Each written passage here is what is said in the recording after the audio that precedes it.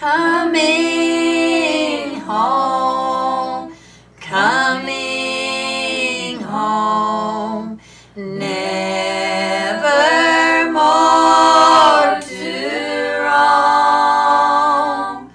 Open wide thine arms of love, Lord, I'm coming home. An old preacher was returning home from a revival meeting on one fall afternoon. He boarded an old train that was awfully crowded. He searched everywhere for a seat, and he finally found one beside a young man that was probably 17 or 18 years of age. He went over to the young man and said, "Son, may I sit here with you?" The young man said, "Sure, sir." Then the old preacher sat down and made a remark. Oh, something about the weather or such, just trying to be friendly. But he didn't get any reply.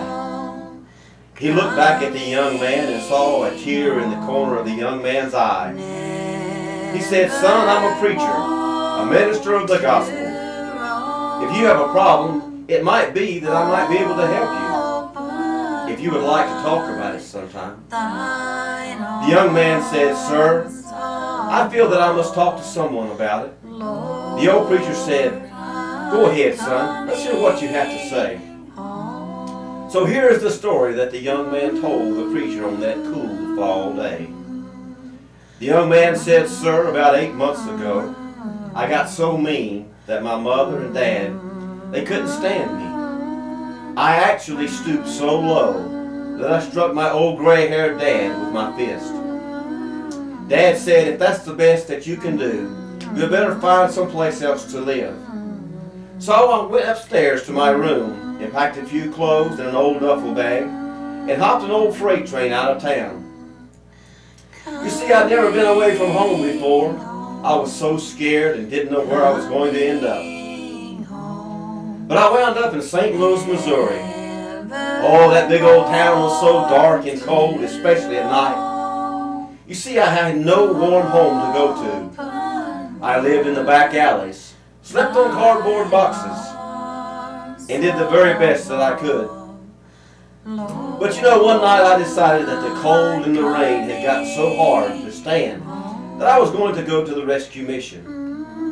And there I met a dear old man of God. He told me just how much the Lord had loved me. He said he had died on a cross for my sins a long, long time ago. He said the Lord will forgive me of my sins and save me if I would let him. Oh, that night I went up to an old-fashioned altar. The very best that I knew how, I repented of my sins and gave my life to the Lord. You know, after that night I got to thinking about my dear old mom and dad back home. Oh, I wondered if Dad could possibly forgive me for all that I had done wrong. Oh, I also wondered if he would let me come home. Oh, I wanted to go so bad.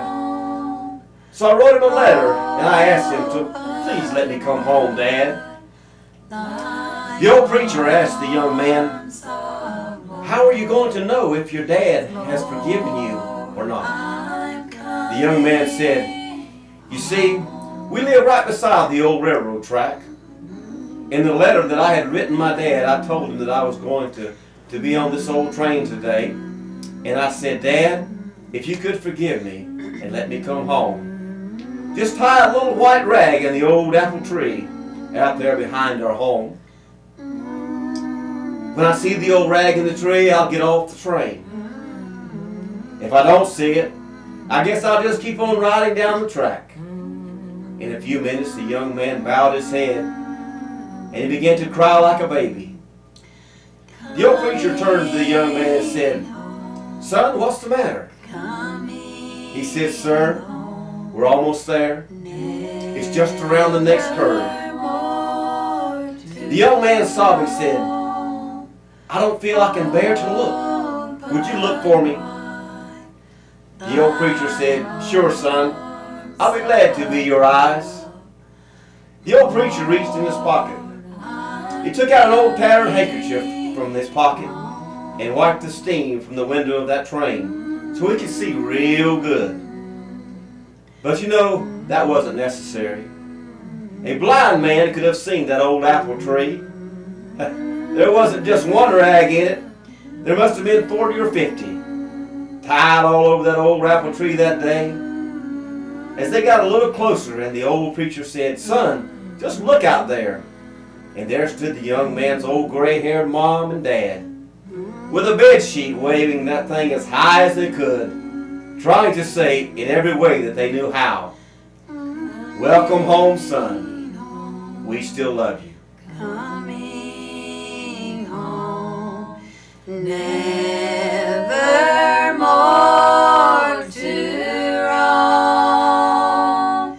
Open wide thine arms of love, Lord.